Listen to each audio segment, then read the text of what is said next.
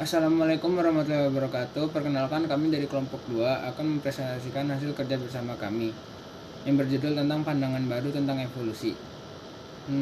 Kami beranggotakan saya Muhammad Katami, Ahmad Zil, Ananda Rizky, Dimas Pramulya, Nando Adif, dan Saras Nahya.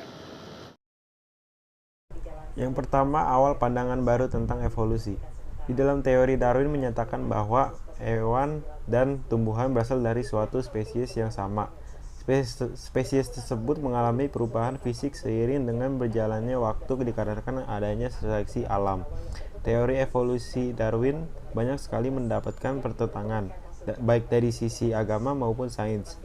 Banyak dari kalangan religius menentang teori evolusi Darwin karena tidak sesuai dengan yang tertulis di dalam kitab suci, dan juga para peneliti mengatakan bahwa teori evolusi Darwin tidak dapat dibuktikan karena seleksi alam tidak dapat merubah suatu spesies ke spesies lain yang baru. Selanjutnya ada teori hologenom, muncul pada abad ke-21 ketika para peneliti mampu membuktikan bahwa tubuh manusia sehat masih memiliki triliunan bakteri yang secara kolektif disebut mikrobiota manusia. Teori intelligent design, teori ilmiah yang menyatakan bahwa penjelasan terbaik terciptanya alam semesta dan kehidupan dikarenakan adanya suatu kecerdasan, bukan karena suatu proses tak langsung seperti seleksi alam. Terus selanjutnya ada teori kreasionisme. Dalam teori kreasionisme, Harun Yahya menjelaskan Darwinisme sebagai paham yang keliru dan menjauhkan manusia dari Tuhan dan sifat-sifat ketuhanan. Darwinisme bahkan disebut sebagai campur tangan Dajjal di dunia. Teori hologenom, ilmu pengetahuan modern menunjukkan bahwa kita bersama dengan semua makhluk lain yang selalu hidup bersimbiosis dengan sejumlah besar mikroba yang ada di dalam dan di luar tubuh kita, yang disebut holobiont. Teori hologenom adalah cara baru untuk melihat evolusi setelah Darwin. Teori tersebut muncul pada awal abad ke-21 ketika para peneliti membuktikan bahwa tubuh manusia yang sehat memiliki triliunan bakteri yang secara kolektif disebut mikrobiota manusia.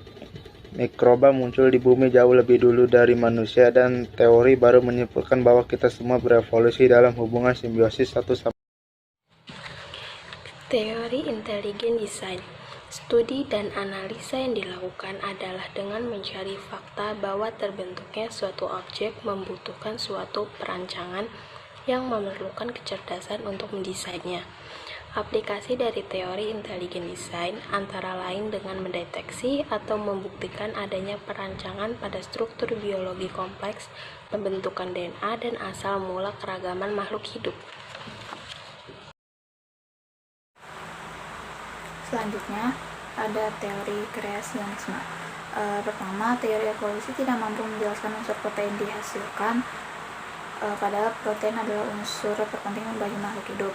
Menurut Harun Yahya, teori evolusi Darwin tidak mampu menjelaskan bagaimana proses penciptaan protein yang membutuhkan protein lain untuk pembentukannya.